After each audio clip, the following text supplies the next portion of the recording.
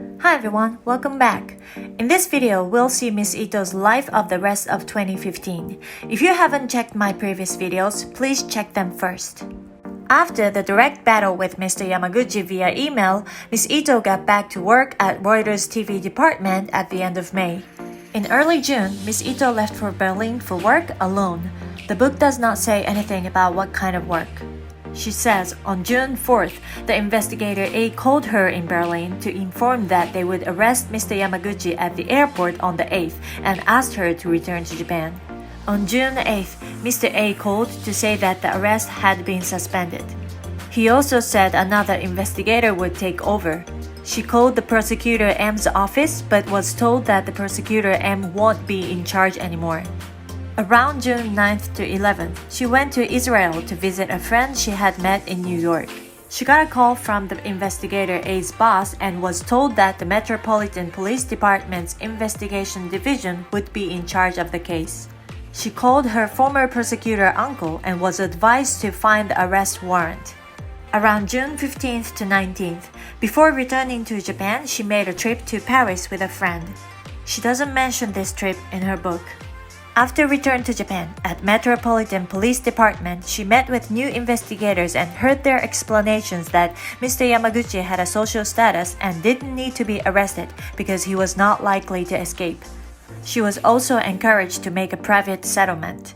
On June 22nd, Mr. Yamaguchi's DNA was detected on Miss Ito's bra. They searched his house and confiscated his computer and tablet. Mr. Yamaguchi passed the polygraph exam. Her book mentions briefly that Mr. Yamaguchi passed a polygraph exam.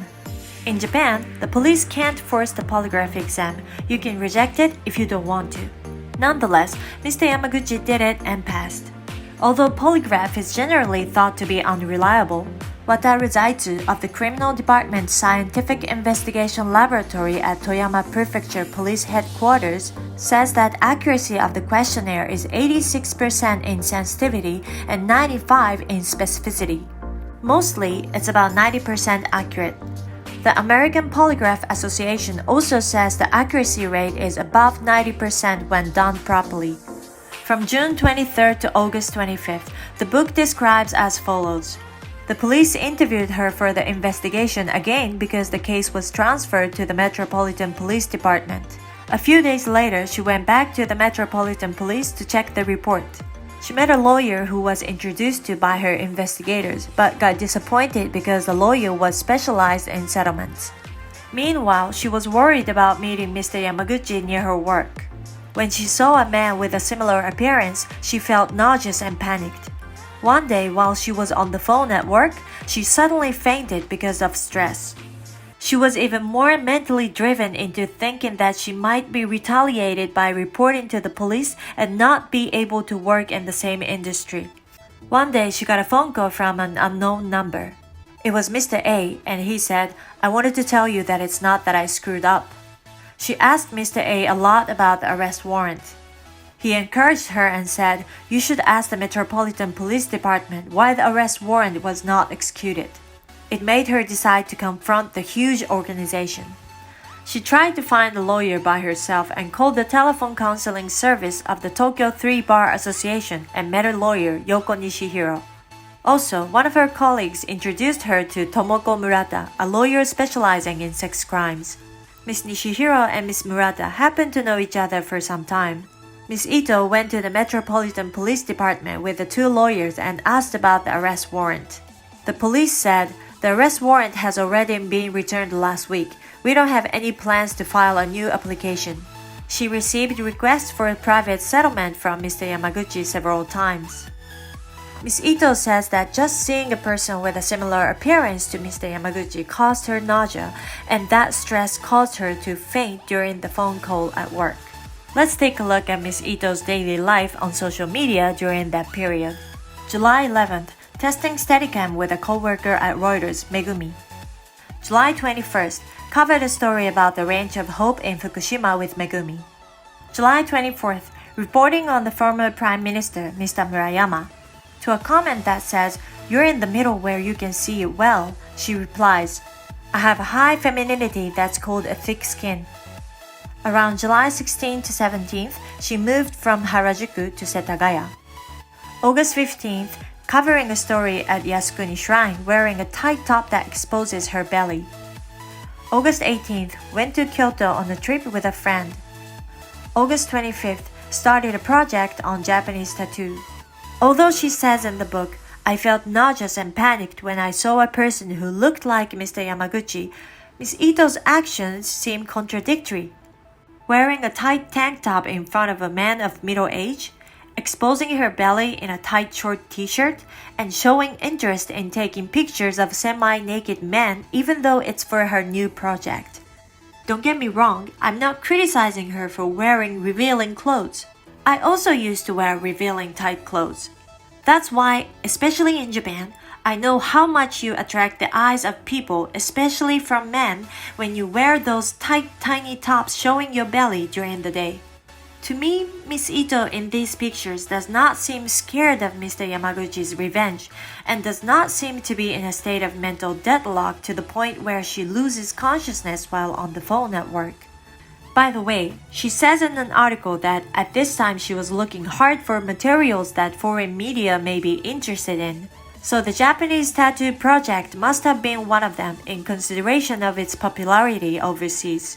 But that interest also seemed to wane quickly. No photo was posted after these two. On August 26th, the documents of the case were sent to the prosecutor's office.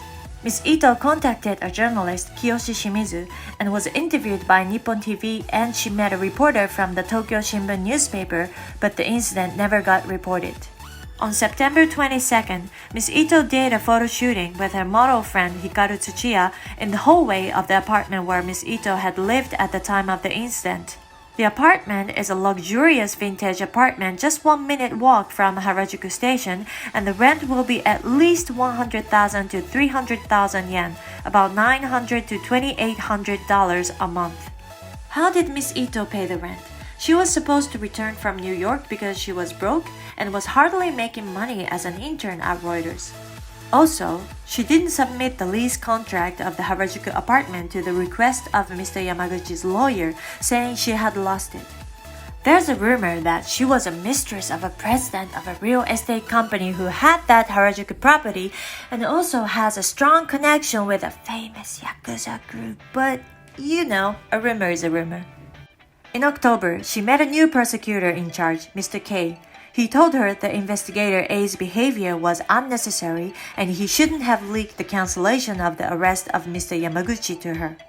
Ms. Ito flew to Thailand in early October and started taking a documentary on Rohingya refugees on the border with Myanmar. First, she met a friend in Bangkok. Then she started interviewing on Rohingya refugees in Mesot. In her Facebook post, she says, I'm finally filming about Rohingya. I couldn't get this far as an individual without people's kind help. I will bring out the voice I received. But it seems that it didn't take shape after all. Her journalist friend of Reuters, who also was covering the Rohingya refugee issue, commented on the post, You in Mesot, coming to Yangon anytime soon? And Ms. Ito answered, Yes, I'm coming to Yangon next month or December. I wish you can help me. But she didn't go to Yangon either in November or December. Why?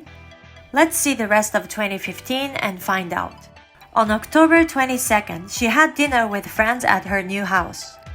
October 31st, she wore a costume for Halloween with friends in Shibuya. Ms. Ito's costume is again exposing her stomach and very sexy. On November 8th, Ms. Ito makes a first appearance on Mr. Allmark's social media. Later, they made documentaries titled Lonely Death and Racing in Cocaine Valley together and won silver prize at the New York festivals. I'd like to introduce his background briefly. Nicholas Allmark, born in 1975 or 76, a UK-based filmmaker specializing in long-form documentaries who majored in film, cinema, video studies at University of Westminster and producing film and television at Royal Holloway University of London, and has since provided documentaries to Al Jazeera English, CNBC, Vice, and Channel News Asia, amongst others. In October 2015, he came to Japan to film a documentary for Al Jazeera about the famous Boutaoshi, a capture-the-flag-like game, at the National Defense Academy of Japan. I thought he met Miss Ito on business, but one of my friends found a post that seemed to belong to Miss Ito on a private lodging site while looking for a place to stay and sent me the link of her public profile page. Note that the information I will show from now was available to anyone who has an account on that website. According to her profile page, Miss Ito rented her room on the private lodging website from around October or November 2015. Mr. Allmark was one of her first guests who stayed in her room.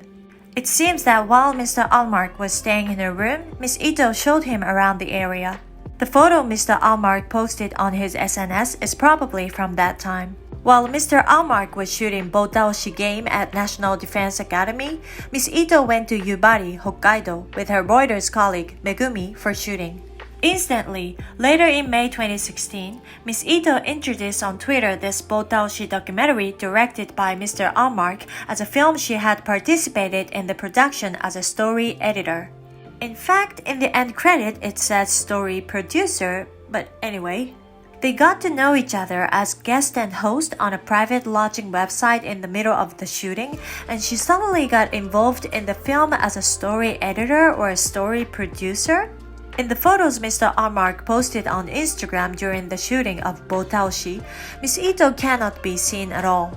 On November 29th, Mr. Allmark posted a photo of the sushi lunch he had with Miss Ito on Instagram. From December 2nd to 4th, Mr. Allmark and Miss Ito flew to Singapore to attend Asian TV Awards. Of course, it was Mr. Allmark who was nominated for the award and he took her with him. It's about a month since they met, but obviously they were dating, or perhaps more than just dating by this time. December 14th, they had a photo shooting date in Tokyo. December 28th, Mr. Allmark posted a photo on social media from England. After finishing the shooting of Botaoshi documentary, I thought that only Mr. Allmark had returned to England. But it turned out that Miss Ito had accompanied him and went to England together. We will look at it in my next video. This was the year of 2015 of Miss Ito. All I can say is, what a year!